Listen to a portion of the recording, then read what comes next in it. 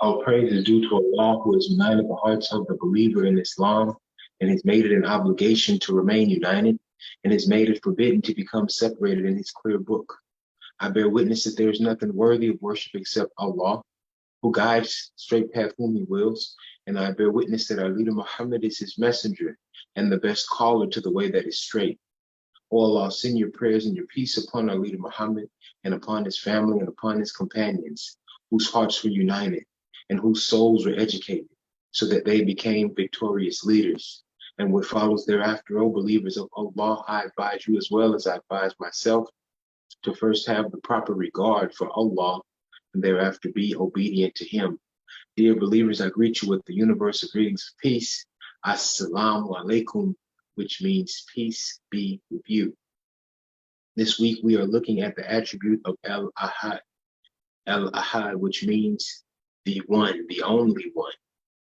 And we recently spoke of Al-Wāḥid, which means the one, but it talks about the oneness. After we have reached a place of knowing that Allah is the only one, then we discuss the oneness of who Allah is. But this week we're looking at Al-Ahad, which means the only one, which is comparative of sorts. We think about the verse, the Surah Al-Ikhlāṣ, where it says, "A'udhu billahi minash shaitanir rajim." It says, "Say he is Allah, the one and only, the eternal, the absolute. He begets not, nor is he begotten, and there's none like unto him." Meaning, it's this surah was a command to the prophet. It was telling the prophet when people ask him about who Allah is, it's commanding the prophet. It says, "Say, kul, say," telling the prophet to say, he is Allah, the one and only, the eternal and absolute. So it's saying that Allah is the one and only. There is the only one God. At the time of the prophet, peace be upon him, people were worshiping idols. People were worshiping all sorts of things. But they, when we also look at the word Allah, the root, the actual word is ilah, which means God. And Al is a it's like the, so it's the God, Allah. And so it's saying the one. So of all the gods that these people had, it was saying this is the God, not these things that others were worshiping or believing in. So it says he's the eternal, the absolute, meaning that Allah is eternal. And when we think of eternal, we think of it from our context of at some point everything in creation will cease to exist. And that is over a specific period of time, even though we may not be able to calculate or enter that number into a calculator or into some kind of system, but there is a time period that everything will cease to exist. And so that's a cutoff for us.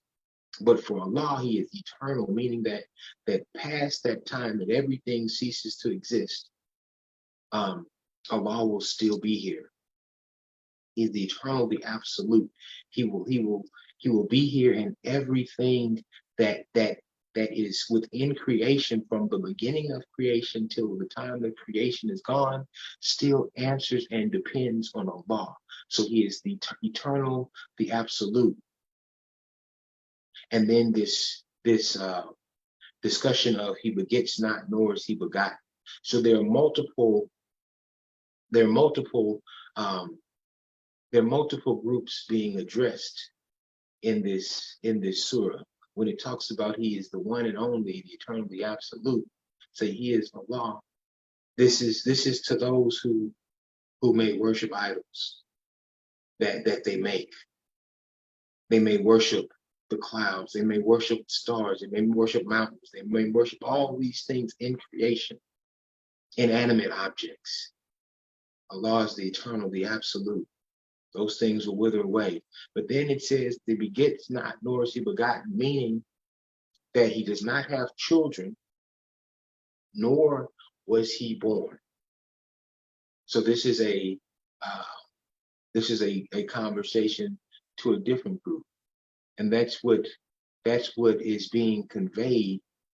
That's what's being told in this surah, Surah Al-Ikhlāṣ. Say He is Allah, the one and only, the eternal, the absolute. He begets not, nor is He begotten. So it's the Quran. It's Allah telling the Prophet what to say when he engages people who view Allah as multiple, or view others as having the same status or stature and abilities as the Creator. So Allah is Al-Ahad, the one, the only one. أقول هذا استغفر لي ولكم والحمد لله رب العالمين آمين.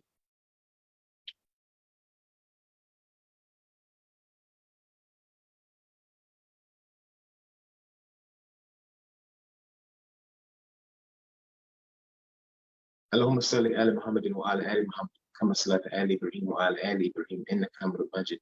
اللهم بارك على آل محمد وعلى آل محمد كما باركت على آل إبراهيم وعلى آل إبراهيم إنك حميد مجيد. So what we are doing is trying to understand, as we go through these 99 attributes of Allah, we are trying to understand who we as Muslims know and understand our Creator to be based on what our Creator says of Himself. This is not us making something up. This is not us just coming up with names or attributes for Allah. These are attributes, the majority of which are listed in the Quran, and Al-Ahad is no different, the only one. So the verse says, say He is Allah, the one and only, the eternal, the absolute. He fathers none, and nor was He fathered. And there are none like unto Him, meaning that Allah is the only one. After we've gone through this idea of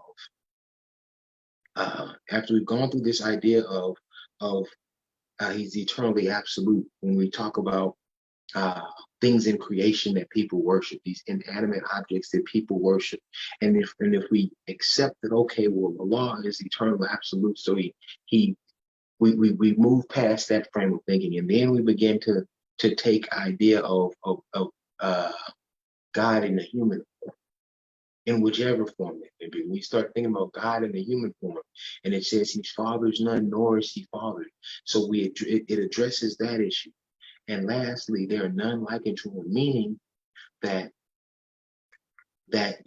some may view that there are other, we'll say for understanding's sake, celestial beings or entities that are God, that are worthy of worship.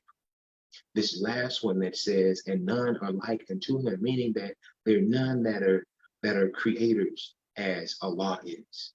There are none outside of the realm of creation, the inanimate aspect of it, or the human aspect of it.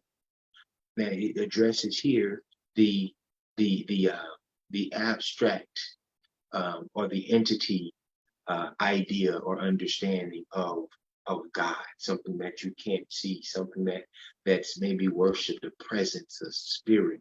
There's nothing like Allah.